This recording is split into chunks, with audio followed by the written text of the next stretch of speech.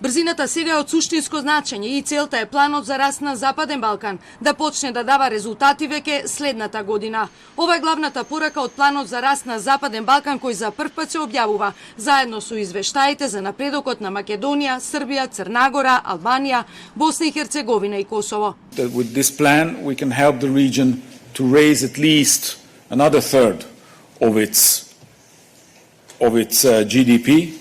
Altogether, from the common regional market, from our financial contributions, we think that we can really boost the region. A boost that they need and a boost that we need as well. Економското приближување до ЕУ е суштински елемент за земјите од Западен Балкан. Во моментов, нивото и брзината на конвергенција меѓу партнерите од Западен Балкан и Европската Унија не се задоволителни, ниту во однос на реформските процеси, ниту во социоекономското приближување и го кочи нивниот напредок на патеката на ЕУ. Европската комисија предлага нов план за раст на Западен Балкан, заснован на 4 столба, кој содржи нов инструмент, односно 6 милиарди евра неповратна поддршка. Подобрување на економската интеграција со единствениот пазар на Европската Унија, под услов Западен Балкан да се усогласи со правилата на единствениот пазар и истовремено да ги отвори соодветните сектори и области за сите нивни соседи, во согласност со заедничкиот регионален пазар. Заекнување на економската интеграција во Западен Балкан преку заедничкиот регионален пазар, врз основа на правилата и стандардите на ЕУ. Забрзување на фундаменталните реформи, вклучително и на кластерот за основи поддршка на патот на Западен Балкан кон членство во ЕУ, подобрување на одржливиот економски раст, вклучително и преку привлекување странски инвестиции и заекнување на регионалната стабилност.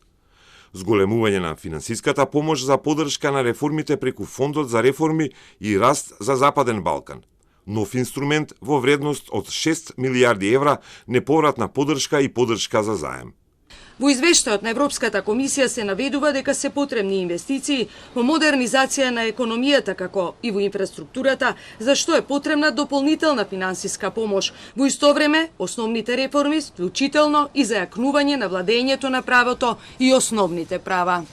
Овој нов план за раст на Западниот Балкан, напишан на 16 страници, се надоврзува на постоечката методологија за проширување и создава пакет мерки за заемно зајакнување, кои ќе мултиплицираат потенцијалната корист од секоја мерка.